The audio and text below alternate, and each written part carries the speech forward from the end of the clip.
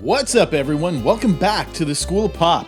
Today, we're diving into the universal experience that has fueled about 90% of the music industry, the breakup. But we aren't just wallowing in sadness. No.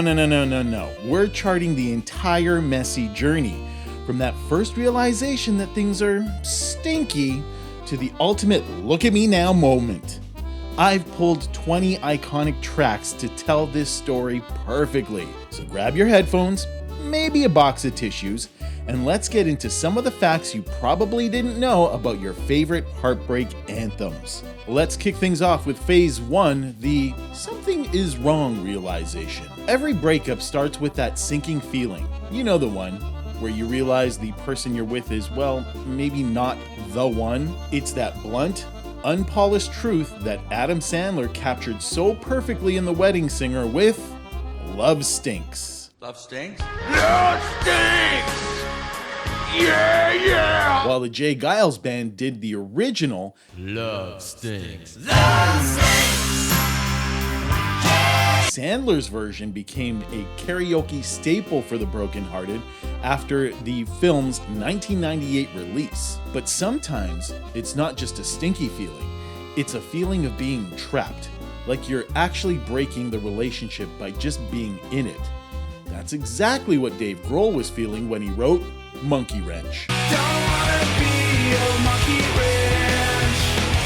Grohl wrote this about the claustrophobia of his first marriage failing. He felt like a monkey wrench thrown into the gears of a functional life. The legendary bridge where Dave screams for 30 seconds straight.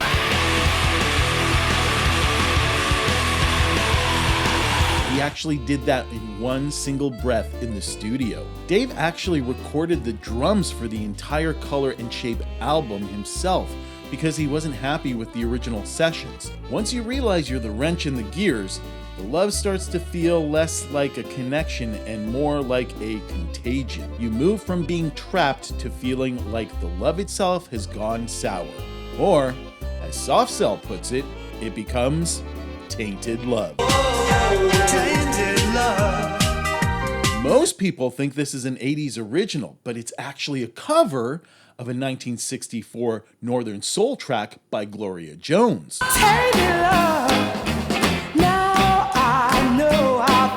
Soft Cell just gave it the 80s synth I'm Miserable at a Club makeover.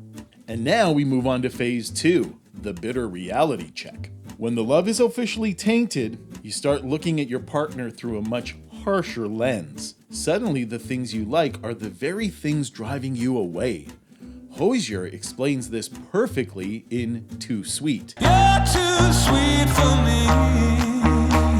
This 2024 smash hit is about a lifestyle mismatch. One person is too sweet, while the narrator is a bit more bitter. It became Hozier's first ever #1 single on the Billboard Hot 100, even surpassing the peak of Take Me to Church. Take me to church, I was like a dog at the shrine of your Of course, it isn't always a gentle lifestyle mismatch. You go from thinking they're too sweet to realizing, I hate everything about you by 3 Days Grace.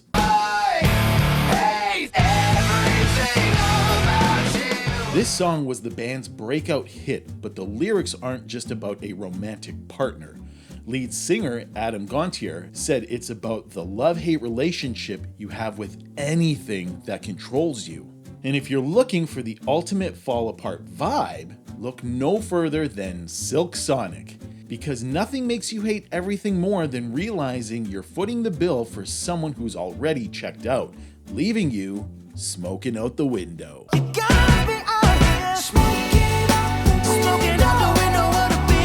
Bruno Mars and Anderson .Paak wrote this about the specific pain of realizing you're paying for a life that your partner is sharing with someone else. The music video is a direct tribute to the 1970s TV shows like Soul Train and The Midnight Special, down to that vintage grain and stage lighting. Anderson .Paak and Bruno Mars wrote this while on tour, reportedly trying to outdo each other with the most dramatic heartbreak lyrics they could think of. We now come to phase 3, the rage and the expose.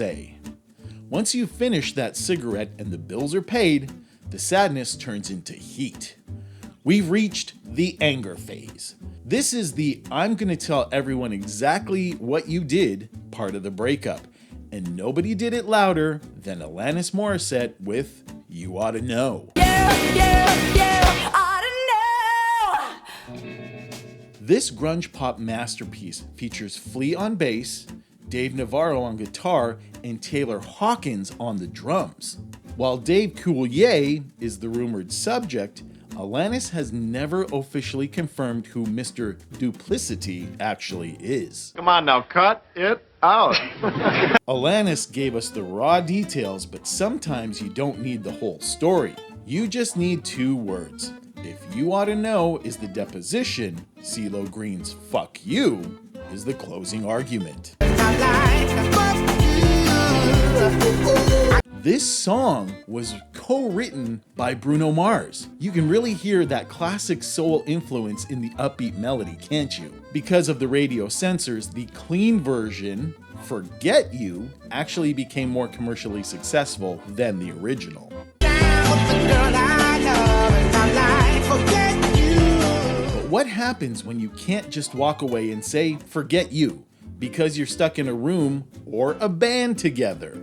You get the internal explosion of Fleetwood Mac's Go Your Own Way. You can go your own way. Lindsey Buckingham wrote this about Stevie Nicks while they were still in the band. She had to sing backup on a song about her own breakup. Stevie reportedly hated the line, shacking up, so you won't do, and asked him to remove it, but he refused. Lindsey Buckingham may have been blunt, but Outkast took the Go Your Own Way sentiment and added a bit of floral sass. They reminded us that even if someone looks like a rose, their intentions might just smell like, well, you know the lyrics, 2 roses. Roses really smell like boom, boom, boom. Yeah, roses. This is one of the few Outkast hits where Big Boy doesn't rap a full verse.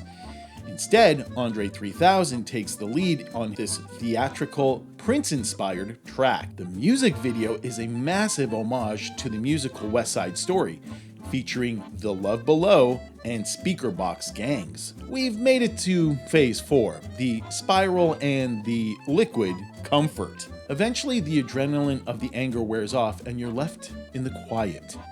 The roses have wilted and you find yourself spiraling into the dark. Or, as Amy Winehouse puts it, going back to black. I go back to black. Amy wrote the lyrics in just a few hours after her partner left her to go back to his ex-girlfriend. The raw pain is 100% real. The music video features a funeral procession where Amy is literally burying her own heart. Producer Mark Ronson used the wall of sound technique popularized in the 1960s to give that track its haunting, timeless funeral procession feel.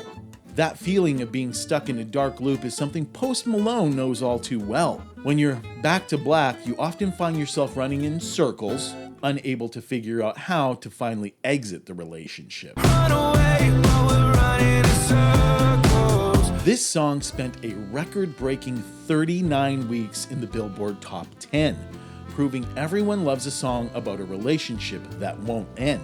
The medieval-themed music video was inspired by the story of Rapunzel, but with a much gloomier, stuck twist. When those circles get too dizzying, many people head to the nearest neon sign for a little help. Morgan Wallen perfectly captured that blurry, late-night phase where you're trying to hide the pain behind some whiskey glasses. I'ma need some whiskey glasses, 'cause I don't wanna see the truth. It was actually written by Ben Burgess and Kevin Kaddish. Wallen heard the demo and he knew it was a hit immediately. This song was a massive sleeper hit. It took over a year after its release to finally reach #1 on the country airplay charts. But you can't stay at a bar alone forever. Eventually, you lean on the people who are always there when you're at your worst.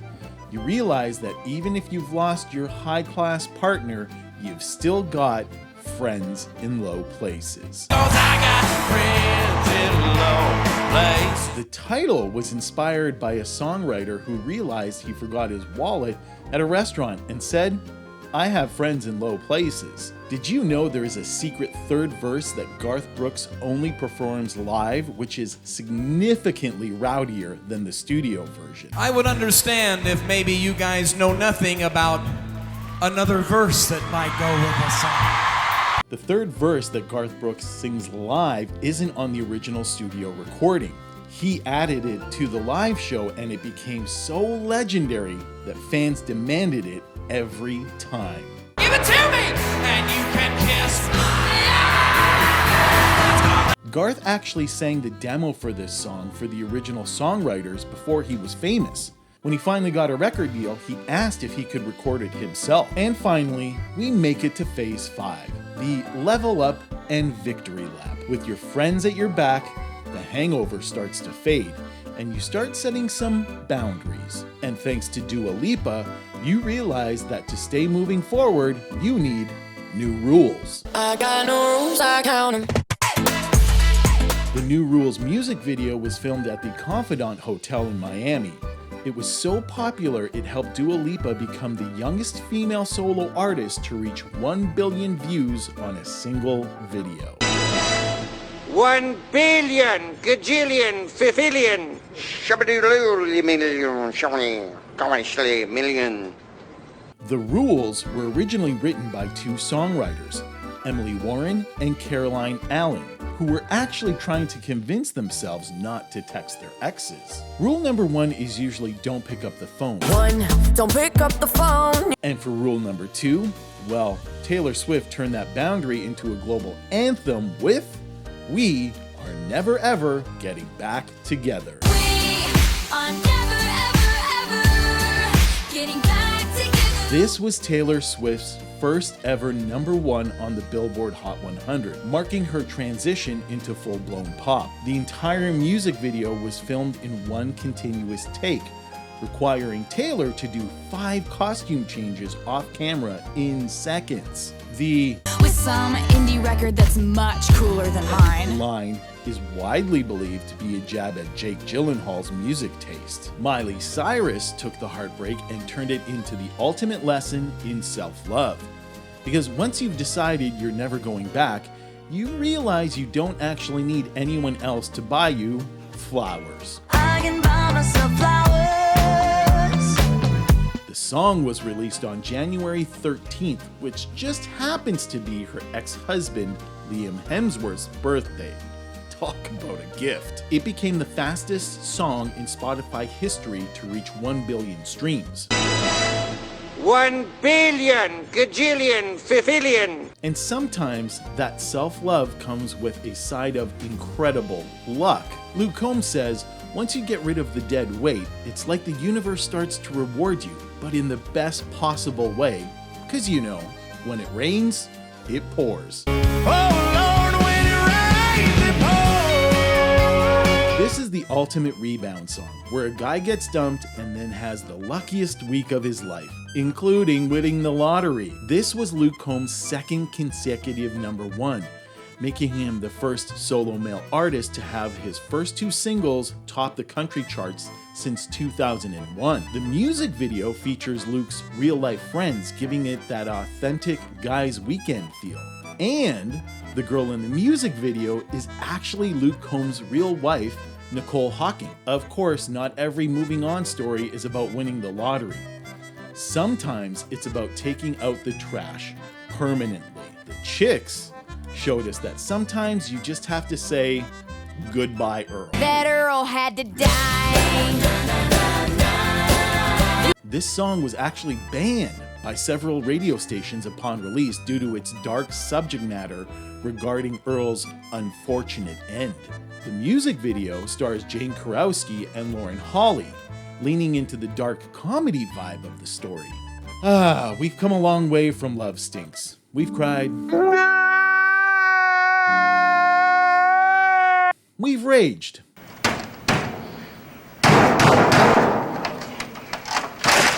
And we've moved on. Now, there's only one thing left to do. Look back at everyone who's doubted you and ask the golden question. Toby Keith, take us home with How Do You Like Me Now? How do you like me now? This is the ultimate victory lap song, written about a girl who rejected Toby in high school before he became a superstar. The music video was filmed at Toby's actual high school football field in Oklahoma. Toby Keith wrote this song about a girl he had a crush on in high school who didn't even know he existed. Decades later, it became one of the biggest songs of his career. The song spent 5 weeks at number 1 and became the most played country song of the year 2000.